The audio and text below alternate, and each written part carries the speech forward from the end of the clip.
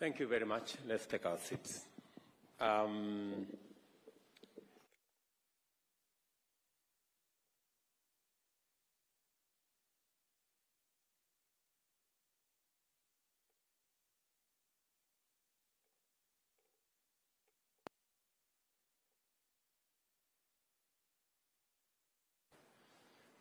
understand full well that the processors are largely private sector players,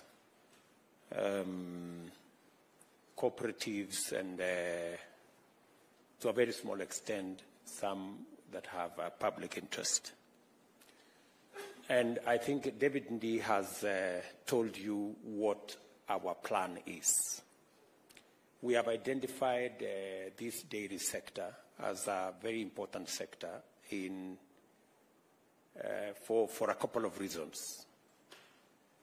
We believe that this sector is a sector that has the highest potential to turn around in a shorter time. Others are important. We need a bit more time. But this is an area where we have already what we can say both comparative and competitive advantage. We are already among the largest milk producers in the continent. Maybe the third, maybe the second, maybe the first. Sometimes it keeps swinging. Others overtake us once in a while. So we are among the best countries that produce milk in this continent. And it is because we already have livestock, and we have farmers, and we have, to an extent, some good measure of technical know-how and management capacity.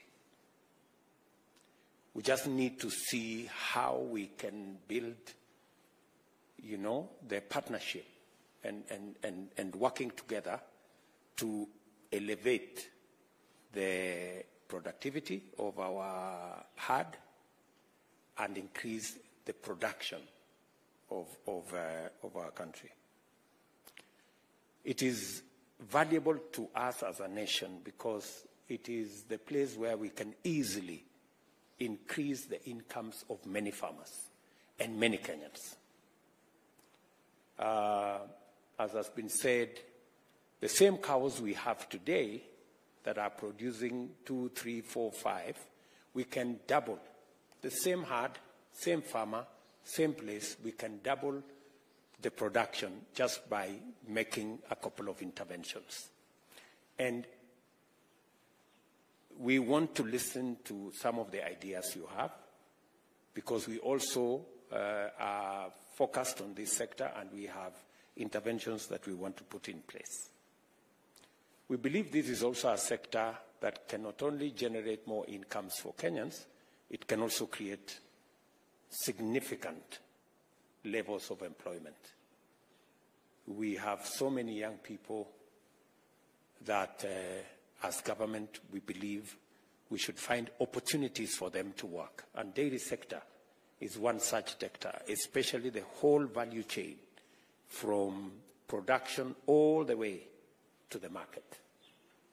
It is also important to us, as was said by the Director of Dairy Board, that this is an area that can earn us foreign exchange. We all know that our GDP, export GDP as a percentage of our overall GDP has been going down. From, I think, 30% a while ago, we are now around 10%. And one of the areas that we can use to increase our exports is this dairy sector. And that is why it is very important for us to have this conversation. We are going to have conversations with other sectors and other stakeholders in this space. And because you are the primary people, you are ultimately the people who process our milk, it is important for us to engage you. And just to mention a couple of areas that we are doing as government. Number one, we are investing in the infrastructure for good semen, for purposes of getting good breeds that are both good for milk production and meat production. We are investing some resources in Kagrik. We are investing some resources in Kevefabi. And this year, we also changed the tax structure to support local animal vaccine production so that we can encourage more people to produce the vaccines that we use to manage the diseases around our livestock locally, that we produce them locally. Number two, we are focused also on the milk cold chain, because part of the challenge we've had is perishability of milk. And the longer milk takes to get to a cold chain facility, the lower the quality. And therefore, to manage quality, we are rolling out, I think it has been said here, we have 400 and how many? 460 milk coolers. Of those 460 milk coolers, 350 are actually public, which we acquired as government. We are again in the process of investing another 8 billion shillings to get another 650 milk coolers that will be distributed around the country. We want to agree with you on how can we derive the highest value from this investment, because it is going a long way in improving the quality of milk and the amount of milk that gets to your processors and gets to the market when it is good quality and when it is in a state that we can use not only to produce the other value-added products. And the better the quality of milk that get to the processors, the greater the opportunity for us to have high-end, value-added products that today, as has been said, we are even importing some of those products like cheese and others. And the greater it is, the possibility for us to tap into the huge export market that is available for our products, and so that we can also enhance our revenue. So, at the heart of this conversation is quality of milk. What is it that we're going to do to make sure that we get the right quality of milk, we get the right quantity of milk, and that is why feed is also going to be another conversation that we are going to have. Already,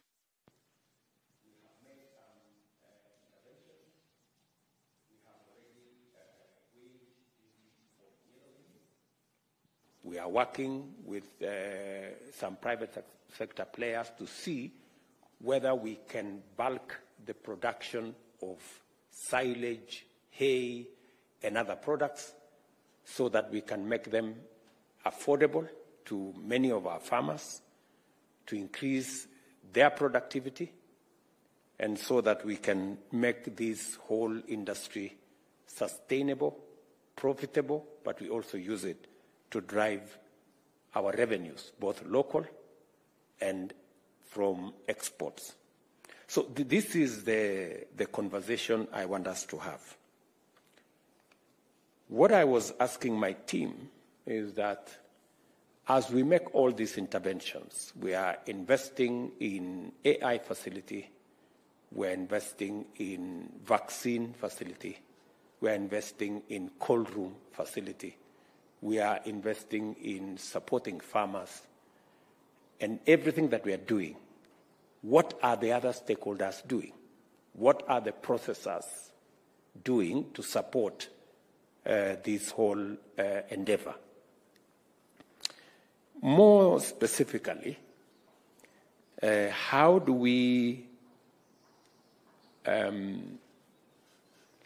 reorient the focus of processors away from just focusing on the consumer and where they sell, but also give due attention to the farmers who produce. Because without the farmers, this whole chain doesn't go very far. We're all aware that the farmers believe they are getting the short end of the stick. But we need to interrogate that. Is it the feed? Is it the productivity? Is it the quality? And how do we work together, government and private sector, to improve the productivity of our farmers, to improve the quality of the milk they are producing, and therefore be able to pay them better prices if everybody is getting a fair return. So this is the conversation that I thought we should have. And then secondly, I also want us to have a conversation about milk glut. We are all expecting El Nino. If the rain this afternoon is anything to go by, I don't know whether that's a sign of El Nino or just rain. And how do we manage this glut? And how do we use the capacities that we have, whether it is in production of powder milk or whatever other products that we think the excess milk can be used for? How do we make sure that that happens? Creating harmony in the industry and removing too much fluctuation within the industry and the milk prices. We are ready to work with you, either using the facilities, I don't know, commodity fund or whatever other fund that we have, to on-lend to the processors so that you can have money to be able to buy the excess milk. But we must also, you must also explain to me, because this is public money, how you're going to return that money when you sell the products. Because in the past, we've given milk, we've given money for to manage the glut, but that money never came back. I don't know what happens to the what happens to the money after you sell the products. You have so we need to agree. You know, I am willing. I'm ready to provide money and resources for you to manage the glut, but we need to agree how that money becomes or gets back to the people's coffers, so that we can make it available the next time we have another situation. So I was told that there are people here who want to speak to these issues, and I am ready to listen.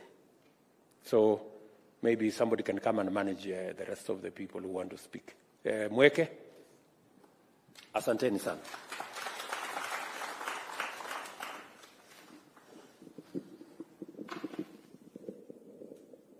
Thank you very much, Your Excellency.